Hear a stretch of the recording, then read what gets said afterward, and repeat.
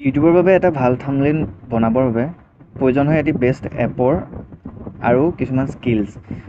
এতিয়া best app বুলি ক'লে ফাৰ্ষ্টতে আহে টপ 1ত থাকে পিক্সেল লেব।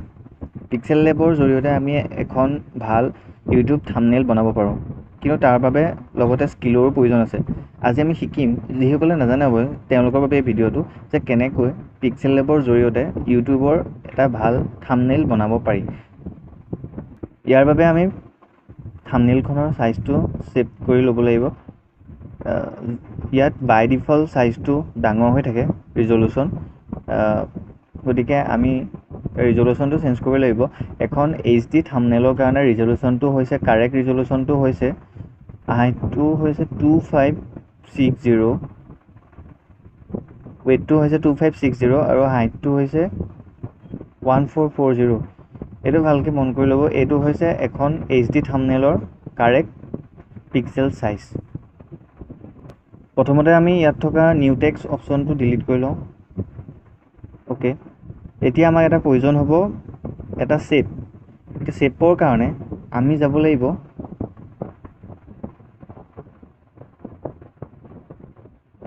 ওপৰৰ যিটো প্লাছ অপশ্যন আছে, প্লাছ অপশ্যনটোত যাব লাগিব। গৈ আমি পাম ইয়াত শ্বেপছ পোৱাৰ লগে লগে এইটো নিজৰ ইচ্ছামতে এডজাষ্ট কৰি ল'ব লাগিব। ইয়াৰ বাবে শ্বেপছটো আমি বহল কৰি ল'ম, পিকচাৰটো চাইজত ডাঙৰ কৰি ল'ম। এতিয়া আমি ইয়াক জাষ্ট বেণ্ড কৰিম। দুটা আঙুলিয়ে ইয়াক ধৰি আমি ইয়াক যিকোনো পজিশ্যনলৈ লৈ যাব পাৰিম।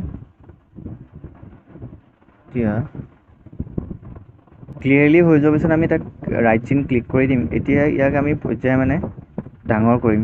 পৰ্যায়ক্ৰমে যেতিয়া ডাঙৰ কৰিম, তাক বেণ্ড কৰি আমাৰ পজিশ্যনলৈ লৈ আনিম, যিমান পজিশ্যনত আমাক দৰকাৰ হয়।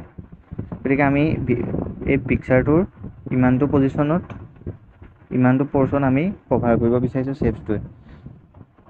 Okay click. এতিয়া আমাক প্ৰয়োজন হ'ব আমাৰ এখন ফটো। তাৰ বাবে আমি যাব লাগিব প্লাছ আইকনটোত, ফ্ৰম গেলেৰী অপশ্যনত ক্লিক কৰিব লাগিব। ফ্ৰম গেলেৰী অপশ্যনত গৈ য'ত আমাৰ ফটো আছে আমি তাক চিলেক্ট কৰিব লাগিব।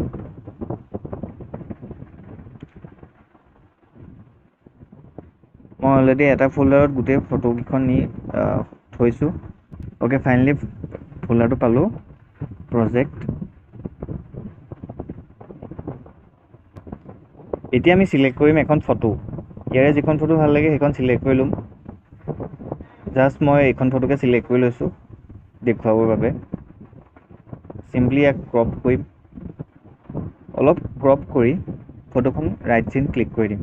এতিয়া আমি ফটোখন ইয়াৰ স্থানটোত বহুৱাব লাগিব, যিটো পজিশ্যনত আমাক লাগে সেই পজিশ্যনটোক আমি ফটোখন বহুৱাম। তাৰ বাবে জাষ্ট অলপ ডাঙৰ কৰি ল'ম, বেকা কৰি ল'ম ফটোখন ইয়াৰ চাইজত। মই পটাপট কৰি লৈছোঁ। যিহেতু আমাৰ ফটোখনত ব্লু কালাৰ আছে, গতিকে আমি শ্বেডটো কালাৰো ব্লু কৰি ল'ব লাগিব, তেতিয়া দেখিবলৈ অলপ ভাল হ'ব। আৰু যিহেতু ব্লু কৰিব লাগিব, তাৰ বাবে আমি যাব লাগিব কালাৰ অপশ্যনত, এম্বেডত গৈ ইয়াত কালাৰত ক্লিক কৰিম, প্লাছ অপশ্যনত ক্লিক কৰি দিম, একেলগে ব্লু অপশ্যনলৈ লৈ আহিম।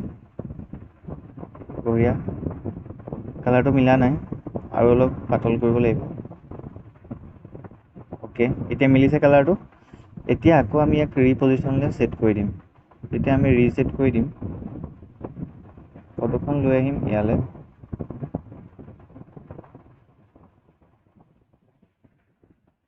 অ'কে, যিহেতু আমি ইয়াত ওপৰত লিখিব লাগিব যে আমি বনাইছোঁ কিহত ভিডিঅ'টো। ছাপ'জ এতিয়া আমি বেকগ্ৰাউণ্ডটোও চেঞ্জ কৰিব লাগিব। বেকগ্ৰাউণ্ডটো চেঞ্জ কৰিবৰ বাবে আমি 3 নম্বৰ যিটো অপশ্যন আছে তলৰ লাইনটোত, এইটো 3 নম্বৰ যিটো অপশ্যন আছে তাত যাম। আমি যাম 4 নম্বৰ অপশ্যনটোত। 4 নম্বৰ অপশ্যনটোত আমি ওপৰত কালাৰ বুলি অপশ্যন আছে, কালাৰত যাম।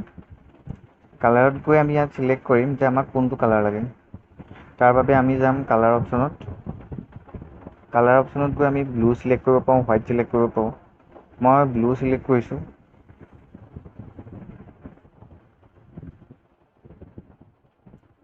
ব্লু চিলেক্ট কৰি ইয়াত অলপ ভিনটেজ কালাৰ আনিম।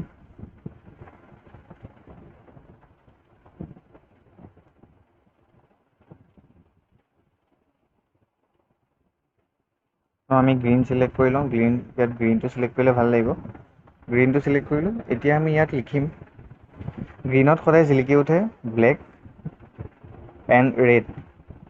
গতিকে আমি ইয়াত লিখিবলৈ হ'লে যিকোনো এটা, মই ধৰি লওক ছাপ'জ লিখিছোঁ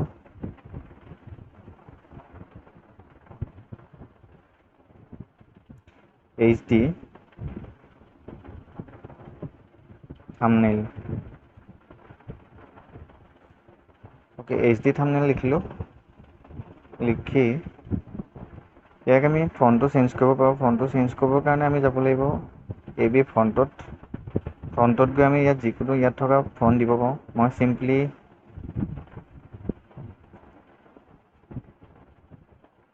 নিউটন ৰেগুলাৰ ফন্টটোকে দিওঁ।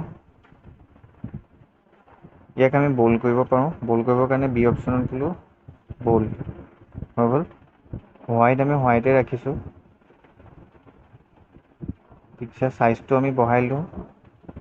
চাইজটো বঢ়াবৰ কাৰণে কাষত ধৰি টানি দিলেই হ'ল, বাঢ়িল। HD থাম্বনেইল হৈ গ'ল। আৰু এটা লিখোঁ,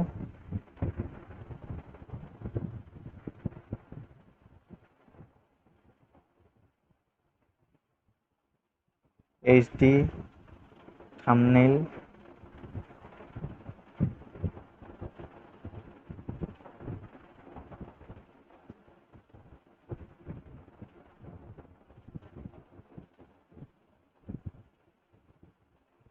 কেনেকৈ বনাব। অ'কে, কেনেকৈ বনাব, HD থাম্বনেইল কেনেকৈ বনাব। ইয়াক আমি কৰিম ৰেড। ৰেড কৰিবৰ কাৰণে আমি যাব লাগিব কালাৰ অপশ্যন। ইয়াত গৈ আমি যাম ৰেড, ৰেডত গ'লোঁ। ৰেডত গৈ আমি ইয়াক কৰিম ফন্টটো চেঞ্জ। ফন্টটো চেঞ্জ কৰি চিম্পলি মই যাম নিউটন ৰেগুলাৰ।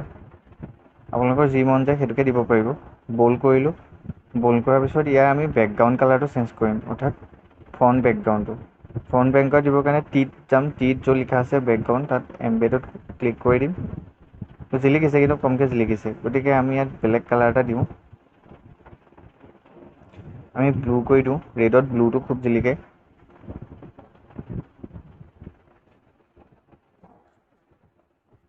হ'ল। এতিয়া আমি এটা নতুনকৈ লিখিম,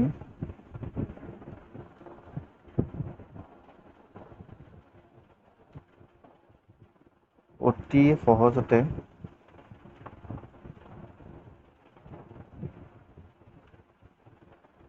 সহজতে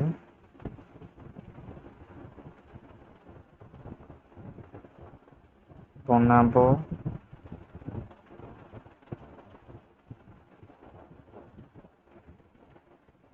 পাৰি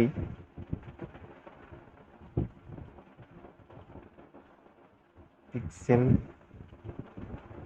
লেবৰ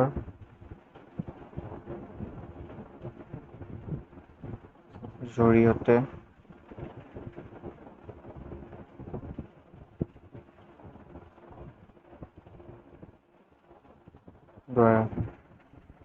অতি সহজতে বনাব পাৰি পিক্সেল লেবৰ দ্বাৰা। তাৰ কাৰণে আমি ইয়াক সৰু কৰি দিম।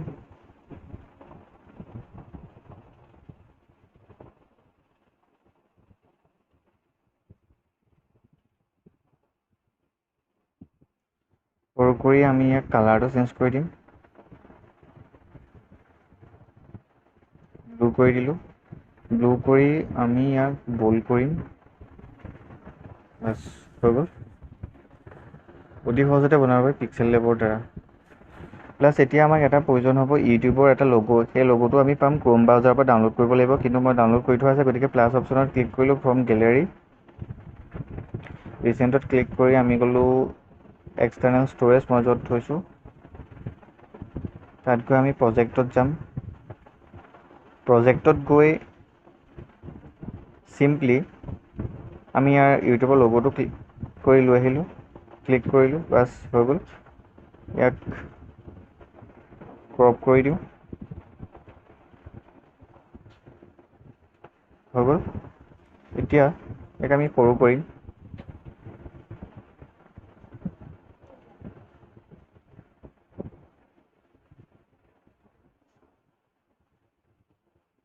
এতিয়া জাষ্ট আমি ইয়াক পাছৰ বেকগ্ৰাউণ্ডটো কাটিবৰ কাৰণে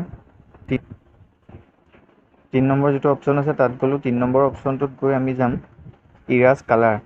ইৰাজ কালাৰত গৈ আমি ক্লিক কৰিলোঁ। কৰি দিয়াৰ লগে লগে ইয়াৰ বেকগ্ৰাউণ্ডৰ কালাৰটো গুচি যায়।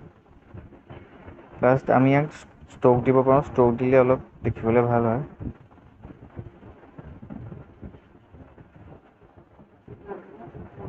আমি ষ্ট্ৰোক দিম। এতিয়া ষ্ট্ৰোক দিম, জাষ্ট জিলিকি দিছে অলপ, লাষ্ট হৈ গ'ল। গতিকে আমাৰ এখন HD থাম্বনেইল ক্ৰিয়েট হৈছে, কিন্তু বৰ্তমান ই HD হোৱা নাই। ই আকৌ HD কৰিবৰ কাৰণে এটা থিম পায়। সেই থিমটো আমি টেমপ্লেটটো ক্ৰোম ব্ৰাউজাৰত পাই যাওঁ ডাউনলোড কৰিবলৈ। তাক আমি ডাউনলোড কৰিব লাগে। সেইটো মই অলৰেডি কালেক্ট কৰি থৈছোঁ। তাৰ কাৰণে আমি প্ৰজেক্টত যাম। এইটো এটা লেবেল হয়। এই লেবেলটো আমি লেয়াৰটো আমাৰ থাম্বনেইলখনৰ ওপৰত এপ্লাই কৰিব লাগিব। তেতিয়া পিকচাৰটো আমি ইউটিউবত আপলোড কৰোঁতে ফাটি নাযায়। গতিকে হৈ গ'ল। এতিয়া আমি ইয়াক ছেভ কৰিম, ছেভ এজ ইমেজ কৰিম। প্লাছ আমি ইয়াক এতিয়া ছেভ কৰিম। ছেভ টু গেলেৰী কৰিলে হৈ গ'ল।